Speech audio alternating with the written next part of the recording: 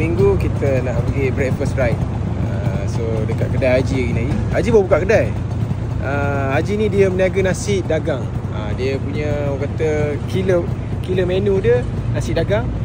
So kita nak try. Aku pun first time, dia pun baru buka kedai.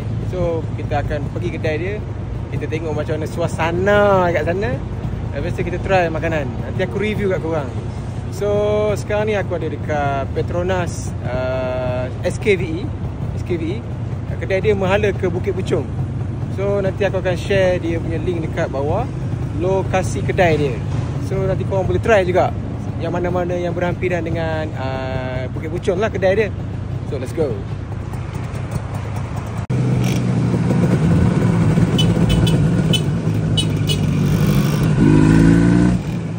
In 300 meters, turn left onto Jalan BP3.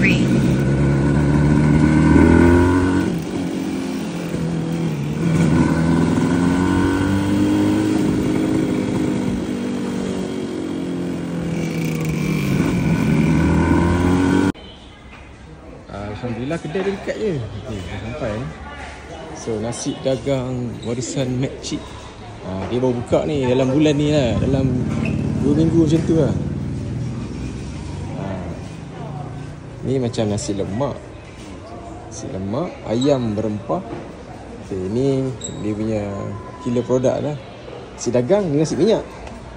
Ni tengok punya banyak berapa kilo ni dia masak. Ini nasi lemak, ni nasi dagang.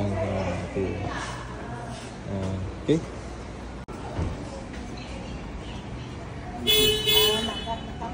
Tambah lagi boleh. Cukup je. Boleh tambah tau, boleh tambah. Pilih tak? Lebih sikit sini boleh? Boleh. Dia 2 set. Mak Haji.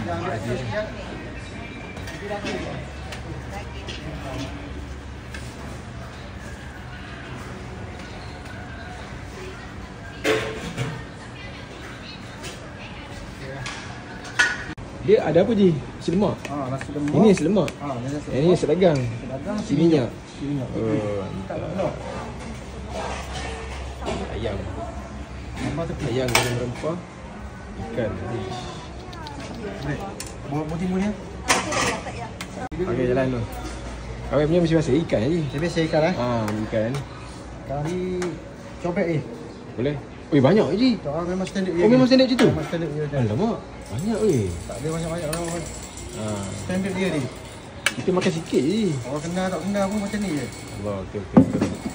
Jangan tipu-tipu je. Bagi macam mana yang jual tu. Jangan. Sebab ni masuk video ni orang nak datang nanti ni. Cili yang banyak je, aku tak makan cili. Rugi nanti. Oi, mantap. Air tertarik, ais kosong. Tertarik ais kosong. Tertarik ais kosong langsung. Tengok suasana dia. Kalau hari Minggu ni memang tak ramai lah kot. Tak tahu lah kalau hari kerja mungkin ramai kot. Mungkin lah, aku tak tahu lah. Tapi hari ni hari Sabtu memang tak ramai. Santai tengok, tak ada orang. Parking pun banyak. Boleh lah bawa geng-geng motor. Menu biasa-biasa je. Kita makan sikit je, tak makan banyak.